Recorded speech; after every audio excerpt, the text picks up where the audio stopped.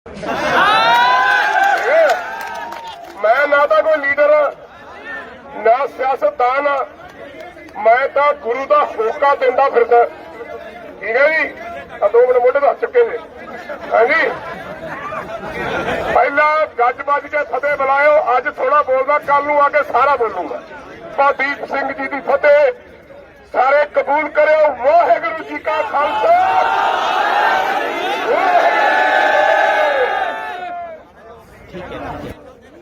दुख इस गल का कि मुगल आए, मुगलों ने साडे ते तसीहे कसे, साडे ते जुल्म किया, असी बुरा नहीं मनिया।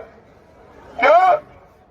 क्योंकि वो दुकाने अंग्रेज आए, अंग्रेजों ने साडे ते तसीहे दिते, इस देश नूं पिछों चीर दिता। असी बुरा इस करके नहीं मनिया क्योंकि वो दुकाने सी।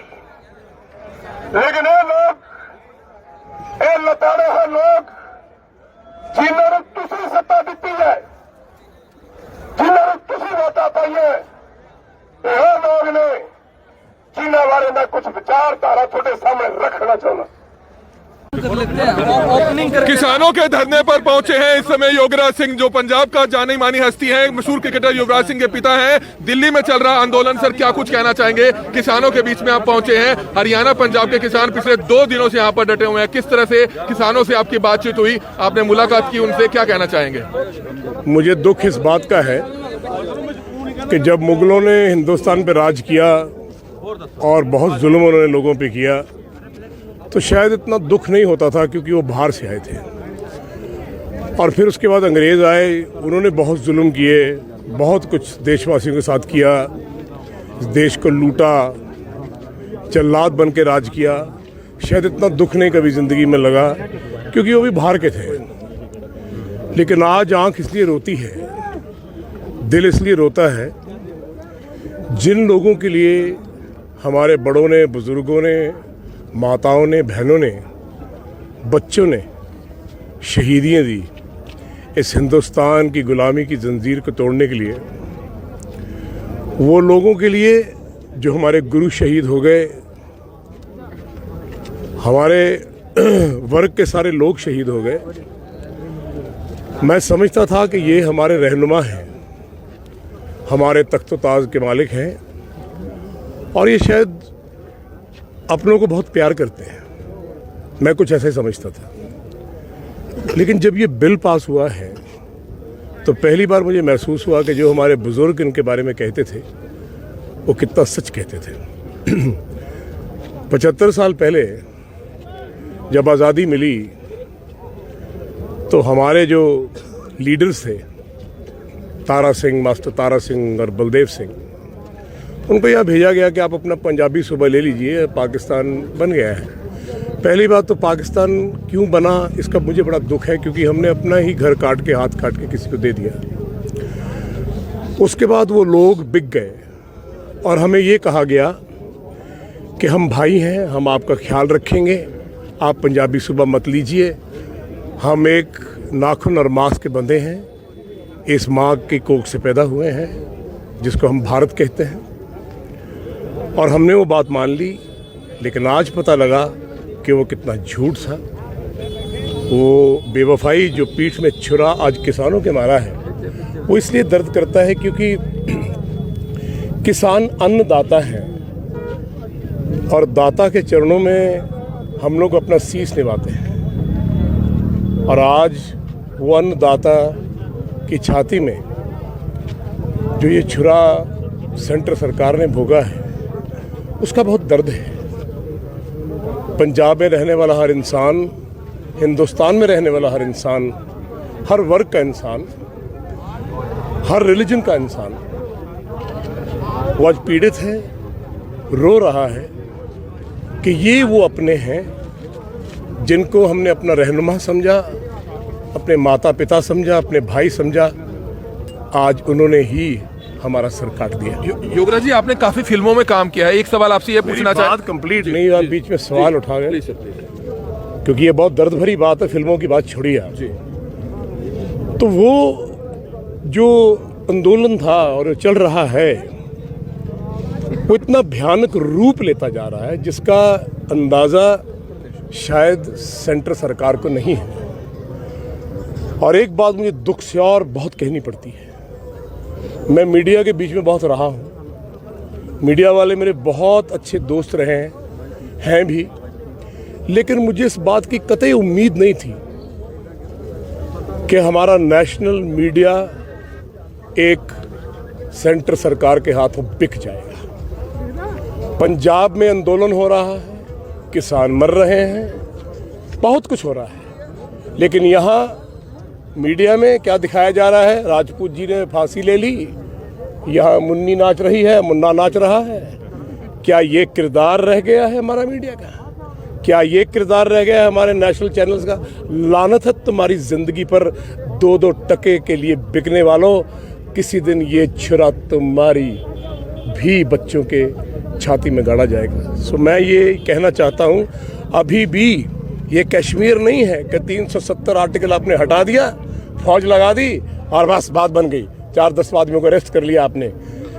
ये यूपी बिहार नहीं है, ये साउथ और महाराष्ट्र नहीं है, ये पंजाब है। और वो पंजाब है जो प्यार करो तो सीने से लग जाए, और अगर उन पे जुल्म करो तो वो फांसी का फंदा भी बन सकता है। चैनल्स जो है खालिस्तानी होने की बात कह रहे हैं कि खालिस्तानी इसमें शामिल है, और बीजेपी के नेता हरियाणा के ये बात कह रहे हैं कि कांग्रेस के जो सरकार है पंजाब की वो ये इसके पीछे फंडिंग करवा रही है, कुछ और लोग करवा रहे हैं। इस पर क्या कहना चाहिए? जो 7 साल से झूठ बोलते आए हैं कस्में खा के, गीता की, महाभारत की, आप उन लोगों का एतबार करते हैं क्योंकि अब कहने को कुछ नहीं है तो खालिस्तान की बात आ गई। मैं पंजाबी सूबे की बात करता हूँ। ये बदकिस्मती है हमारी कि हमने तुम लोगों पे एतबार किया और हमारे लीडरों ने, धिक्कार है उन पर। अगर उस समय जब माउंट बैटन ने कहा था और विंस्टन चर्चिल ने स्पीच दी थी, पढ़िए आप कि उस आदमी ने आप लोगों के बारे में क्या कहा है, इस देश के बारे में। मुझे शर्म आती है सुनकर। अगर कहीं तब पंजाबी सूबा लिया होता, हमारे लीडर ना बिकते। जो आज भी पंजाब के लीडर यहाँ बिकते हैं, अहमद शाह अब्दाली हिंदुओं की औरतें उठा के लेके जाता था, हर वर्ग की औरतें उठा के लेके जाता था, टके टके सिर्फ बिकती थी वहाँ अब्दाली बाजार में। यहाँ दिल्ली दरबार में हमारे पंजाब के जो लीडर्स हैं उनकी बोली लगती है 5 करोड़, 10 करोड़, 20 करोड़, 100 करोड़, और वहाँ टके टके सिर्फ बात होती थी। ये दुख की बात है कि जिस माटी का तुम लोग खाते हो उस माटी के लिए तुम गद्दारी भी कर सकते हो। इस बात अंतिम सवाल सिर्फ कि आप युवाओं को एक मैसेज देना चाहेंगे कि चाहे कुछ भी हो जाए, चाहे कोई भी उकसाए, जितना मर्जी उकसाए, लेकिन आपने सरकारी संपत्ति को नुकसान नहीं पहुंचाना, आगजनी नहीं करनी, इस तरह से कुछ भी नहीं करना, क्योंकि युवा जो है कई बार जोश में होश खो बैठता है। इस पर अपील करेंगे सभी से। ऐसा नहीं है, आप लोगों ने पंजाब के युवा पे इल्जाम लगाया कि ये नशे करते हैं। ये नशे करने वाले लोग जो है खींच के दिल्ली दरबार को यहाँ तक नहीं ला सकते।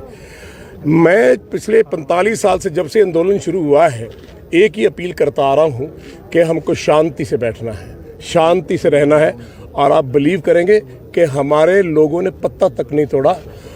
आप लोगों ने हम पे लाठियाँ बरसाई, आपने हमारे बुजुर्गों को मारा, हमारी बुजुर्ग औरतों को मारा, हमने कुछ नहीं बोले। लेकिन वो पैरा फोर्सेस के बारे में मैं कहना चाहता हूँ, तुम्हारे भी माता पिता हैं, तुम्हारे भी सब रहनुमा हैं, लेकिन अगर ऐसा ही चलता रहा, अगर जुल्म करोगे तो फिर प्यार से आज भी टाइम है, आप खत्म कर दीजिए, नहीं तो फिर ऐसा टाइम आ जाएगा कि जहाँ ये हिंदुस्तान के टुकड़े टुकड़े हो जाएंगे। और हम हिंदुस्तान को टूटने नहीं देंगे, क्योंकि हिंदुस्तान किसी के बाप का नहीं। तो ये आप देख रहे थे, योगराज जी जो है किसानों के आंदोलन में पहुंचे थे, दिल्ली में पहुंचे थे। मशहूर क्रिकेटर युवराज सिंह के पिता योगराज सिंह, जो अपने आप में पंजाब की जानी मानी हस्ती है, कई फिल्मों में उन्होंने काम किया। और एक सवाल हम भी जो है युवाओं से करना चाहेंगे, जिस तरह से हमने योगराज सिंह जी के मुंह से भी कलवाया कि चाहे कुछ भी हो जाए, चाहे कोई भी उकसाए, लेकिन हमने अपने काबू में रहना है, हमने अपने आंदोलन को ध्यान में रखना है, हमने कभी भी आकर कोई तोड़फोड़ नहीं करनी है, कभी भी कोई आगजनी नहीं करनी है। ये करनाल ब्रेकिंग न्यूज भी तमाम युवाओं से अपील करता है, क्योंकि अमूमन देखा जाता है कि जब भी कभी कोई आंदोलन होता है अंत में युवा जोश में होश खो बैठता है। हमने वो काम बिल्कुल भी नहीं करना है। इस तरह के संस्कार हमारे गुरुओं ने हमें नहीं सिखाए, इसलिए हमें पक्का विश्वास है इन युवाओं पे। चाहे कुछ भी हो जाए, चाहे आंदोलन कितना लंबा चला जाए, लेकिन हमने कानून को अपने हाथ में नहीं लेना है। हमने किसी की सरकारी संपत्ति को, प्राइवेट संपत्ति को नुकसान नहीं पहुंचाना है। आप आंदोलन कीजिए, अपनी मांग पर अड़े रहिए, लेकिन हमने नुकसान नहीं पहुंचाना है। हम लगातार करनाल ब्रेकिंग न्यूज इन युवाओं से यही अपील करता है। कमल मिड्डा, करनाल ब्रेकिंग न्यूज, करनाल। मैं ना तो कोई लीडर ना सियासतदान मैं तो गुरु का होका देंदा फिरदा। ठीक है जी, 2 मिनट मोटे रख चुके जी। हाँ जी, पहला गज बज के फतेह बुलायो। अज थोड़ा बोलदा, कल नूं आके सारा बोलूंगा। दीप सिंह जी की फतेह सारे कबूल करो। वाहिगुरू जी का खालसा,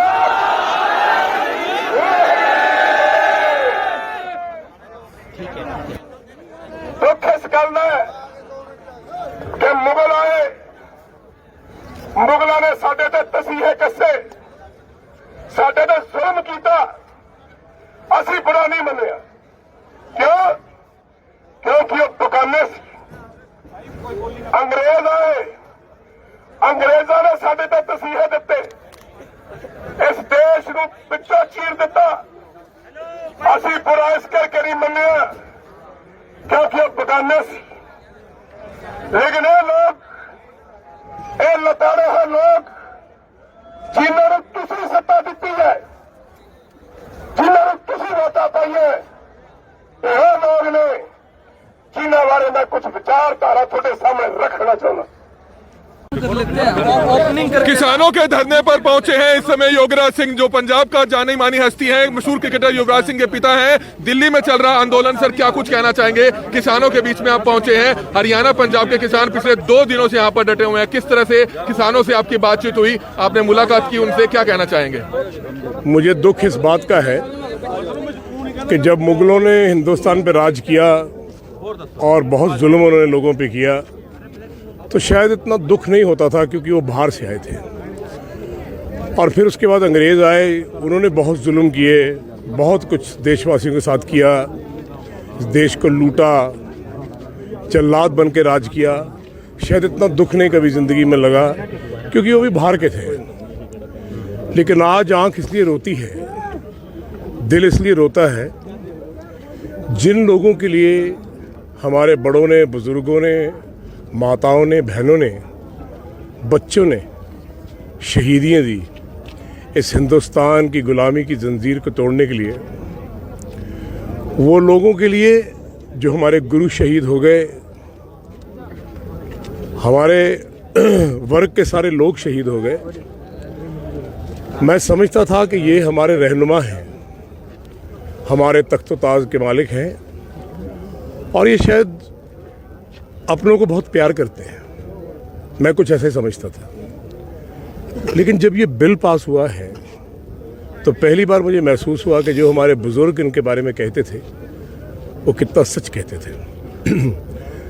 75 साल पहले जब आज़ादी मिली तो हमारे जो लीडर्स थे, तारा सिंह, मास्टर तारा सिंह और बलदेव सिंह, उनको यहाँ भेजा गया कि आप अपना पंजाबी सूबा ले लीजिए, पाकिस्तान बन गया है। पहली बात तो पाकिस्तान क्यों बना इसका मुझे बड़ा दुख है, क्योंकि हमने अपना ही घर काट के, हाथ काट के किसी को दे दिया। उसके बाद वो लोग बिक गए और हमें ये कहा गया कि हम भाई हैं, हम आपका ख्याल रखेंगे, आप पंजाबी सूबा मत लीजिए, हम एक नाखून और मांस के बंदे हैं, इस माँ की कोख से पैदा हुए हैं जिसको हम भारत कहते हैं। और हमने वो बात मान ली। लेकिन आज पता लगा कि वो कितना झूठ था। वो बेवफाई जो पीठ में छुरा आज किसानों के मारा है, वो इसलिए दर्द करता है क्योंकि किसान अन्नदाता है और दाता के चरणों में हम लोग अपना शीश निभाते हैं। और आज वो अन्नदाता की छाती में जो ये छुरा सेंटर सरकार ने भोगा है, उसका बहुत दर्द है। पंजाब में रहने वाला हर इंसान, हिंदुस्तान में रहने वाला हर इंसान, हर वर्ग का इंसान, हर रिलीजन का इंसान वो आज पीड़ित है, रो रहा है कि ये वो अपने हैं जिनको हमने अपना रहनुमा समझा, अपने माता पिता समझा, अपने भाई समझा, आज उन्होंने ही हमारा सर काट दिया। योगराज जी, आपने काफी फिल्मों में काम किया है। एक सवाल आपसे ये पूछना चाहता हूं। कंप्लीट नहीं, आप बीच में सवाल उठा गए क्योंकि ये बहुत दर्द भरी बात है। फिल्मों की बात छोड़िए आप। तो वो जो आंदोलन था और चल रहा है वो इतना भयानक रूप लेता जा रहा है जिसका अंदाज़ा शायद सेंटर सरकार को नहीं है। और एक बात मुझे दुख से और बहुत कहनी पड़ती है, मैं मीडिया के बीच में बहुत रहा हूँ, मीडिया वाले मेरे बहुत अच्छे दोस्त रहे हैं भी, लेकिन मुझे इस बात की कतई उम्मीद नहीं थी कि हमारा नेशनल मीडिया एक सेंटर सरकार के हाथों बिक जाएगा। पंजाब में आंदोलन हो रहा है, किसान मर रहे हैं, बहुत कुछ हो रहा है, लेकिन यहाँ मीडिया में क्या दिखाया जा रहा है? राजपूत जी ने फांसी ले ली, यहाँ मुन्नी नाच रही है, मुन्ना नाच रहा है। क्या ये किरदार रह गया है हमारा मीडिया का? क्या ये किरदार रह गया है हमारे नेशनल चैनल्स का? लानत है तुम्हारी जिंदगी पर, 2-2 टके के लिए बिकने वालों। किसी दिन ये छुरा तुम्हारी भी बच्चों के छाती में गाड़ा जाएगा। सो मैं ये कहना चाहता हूँ, अभी भी ये कश्मीर नहीं है कि 370 आर्टिकल आपने हटा दिया, फौज लगा दी और बस बात बन गई, 4-10 आदमियों को अरेस्ट कर लिया आपने। ये यूपी बिहार नहीं है, ये साउथ और महाराष्ट्र नहीं है, ये पंजाब है। और वो पंजाब है जो प्यार करो तो सीने से लग जाए, और अगर उन पे जुल्म करो तो वो फांसी का फंदा भी बन सकता है। चैनल्स जो है खालिस्तानी होने की बात कह रहे हैं कि खालिस्तानी इसमें शामिल है, और बीजेपी के नेता हरियाणा के ये बात कह रहे हैं कि कांग्रेस के जो सरकार है पंजाब की वो ये इसके पीछे फंडिंग करवा रही है, कुछ और लोग करवा रहे हैं। इस पर क्या कहना चाहिए? जो 7 साल से झूठ बोलते आए हैं कसमें खा के, गीता की, महाभारत की, आप उन लोगों का एतबार करते हैं क्योंकि अब कहने को कुछ नहीं है तो खालिस्तान की बात आ गई। मैं पंजाबी सूबे की बात करता हूँ। ये बदकिस्मती है हमारी कि हमने तुम लोगों पे एतबार किया और हमारे लीडरों ने, धिक्कार है उन पर। अगर उस समय जब माउंटबेटन ने कहा था और विंस्टन चर्चिल ने स्पीच दी थी, पढ़िए आप कि उस आदमी ने आप लोगों के बारे में क्या कहा है, इस देश के बारे में। मुझे शर्म आती है सुनकर। अगर कहीं तब पंजाबी सूबा लिया होता, हमारे लीडर ना बिकते। जो आज भी पंजाब के लीडर यहाँ बिकते हैं, अहमद शाह अब्दाली हिंदुओं की औरतें उठा के लेके जाता था, हर वर्ग की औरतें उठा के लेके जाता था, टके टके सिर्फ बिकती थी वहाँ अब्दाली बाजार में। यहाँ दिल्ली दरबार में हमारे पंजाब के जो लीडर्स हैं उनकी बोली लगती है 5 करोड़, 10 करोड़, 20 करोड़, 100 करोड़, और वहाँ टके टके सिर्फ बात होती थी। ये दुख की बात है कि जिस माटी का तुम लोग खाते हो उस माटी के लिए तुम गद्दारी भी कर सकते हो। अंतिम सवाल सिर्फ कि आप युवाओं को एक मैसेज देना चाहेंगे कि चाहे कुछ भी हो जाए, चाहे कोई भी उकसाए, जितना मर्जी उकसाए, लेकिन आपने सरकारी संपत्ति को नुकसान नहीं पहुंचाना, आगजनी नहीं करनी, इस तरह से कुछ भी नहीं करना, क्योंकि युवा जो है कई बार जोश में होश खो बैठता है। इस पर अपील करेंगे सभी से। ऐसा नहीं है, आप लोगों ने पंजाब के युवा पे इल्जाम लगाया कि ये नशे करते हैं। ये नशे करने वाले लोग जो है खींच के दिल्ली दरबार को यहाँ तक नहीं ला सकते। मैं पिछले 45 साल से जब से आंदोलन शुरू हुआ है एक ही अपील करता आ रहा हूँ कि हमको शांति से बैठना है, शांति से रहना है। और आप बिलीव करेंगे कि हमारे लोगों ने पत्ता तक नहीं तोड़ा। आप लोगों ने हम पे लाठियाँ बरसाई, आपने हमारे बुजुर्गों को मारा, हमारी बुजुर्ग औरतों को मारा, हमने कुछ नहीं बोले। लेकिन वो पैरा फोर्सेस के बारे में मैं कहना चाहता हूँ, तुम्हारे भी माता पिता हैं, तुम्हारे भी सब रहनुमा हैं, लेकिन अगर ऐसा ही चलता रहा, अगर जुल्म करोगे तो फिर प्यार से आज भी टाइम है, आप खत्म कर दीजिए, नहीं तो फिर ऐसा टाइम आ जाएगा कि जहाँ ये हिंदुस्तान के टुकड़े टुकड़े हो जाएंगे। और हम हिंदुस्तान को टूटने नहीं देंगे, क्योंकि हिंदुस्तान किसी के बाप का नहीं। तो ये आप देख रहे थे, योगराज जी जो है किसानों के आंदोलन में पहुंचे थे, दिल्ली में पहुंचे थे। मशहूर क्रिकेटर युवराज सिंह के पिता योगराज सिंह, जो अपने आप में पंजाब की जानी मानी हस्ती है, कई फिल्मों में उन्होंने काम किया। और एक सवाल हम भी जो है युवाओं से करना चाहेंगे, जिस तरह से हमने योगराज सिंह जी के मुंह से भी कहलवाया कि चाहे कुछ भी हो जाए, चाहे कोई भी उकसाए, लेकिन हमने अपने काबू में रहना है, हमने अपने आंदोलन को ध्यान में रखना है, हमने कभी भी आकर कोई तोड़फोड़ नहीं करनी है, कभी भी कोई आगजनी नहीं करनी है। ये करनाल ब्रेकिंग न्यूज भी तमाम युवाओं से अपील करता है, क्योंकि अमूमन देखा जाता है कि जब भी कभी कोई आंदोलन होता है अंत में युवा जोश में होश खो बैठता है। हमने वो काम बिल्कुल भी नहीं करना है। इस तरह के संस्कार हमारे गुरुओं ने हमें नहीं सिखाए, इसलिए हमें पक्का विश्वास है इन युवाओं पे। चाहे कुछ भी हो जाए, चाहे आंदोलन कितना लंबा चला जाए, लेकिन हमने कानून को अपने हाथ में नहीं लेना है। हमने किसी की सरकारी संपत्ति को, प्राइवेट संपत्ति को नुकसान नहीं पहुंचाना है। आप आंदोलन कीजिए, अपनी मांग पर अड़े रहिए, लेकिन हमने नुकसान नहीं पहुंचाना है। हम लगातार करनाल ब्रेकिंग न्यूज इन युवाओं से यही अपील करता है। कमल मिड्डा, करनाल ब्रेकिंग न्यूज। करनाल।